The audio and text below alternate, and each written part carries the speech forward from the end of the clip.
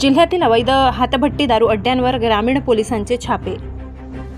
नाशिक ग्रामीण पोलिसांनी जिल्ह्यातील मालेगाव तालुका व जायखेडा पोलीस ठाण्याच्या हद्दीत हातभट्टीच्या दारूची अवैधपणे गाळप करणाऱ्या एकूण 6 ठिकाणी एकाच वेळी छापे टाकून 70 लिटर गावठी दारू, 1360 लिटर रसायन असा एकूण 78,000 रुपयांचा गावठी दारू, रसायन व इतर साधन सामुग्री जप्त करून संबंधितांवर महाराष्ट्र दारूबंदी कायद्याखाली 6 गुन्हे दाखल केले आहेत। या धाडसत्रात जिल्ह्यातील मालेगाव तालुका पोलीस ठाणे हद्दीतील सौंदाणे शिवार, दहिवाड शिवार, येसगाव शिवार, जळकू शिवारातील अशा 4 ठिकाणी व जायखेडा पोलीस ठाणे हद्दीतील तहाराबाद शिवारातील 2 ठिकाणांचा समावेश आहे।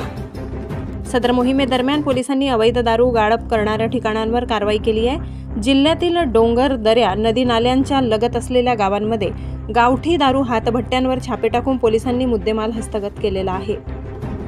नाशिक तेज डिजिटलसाठी मुख्य संपादक सुदाम हडदे, आडगाव।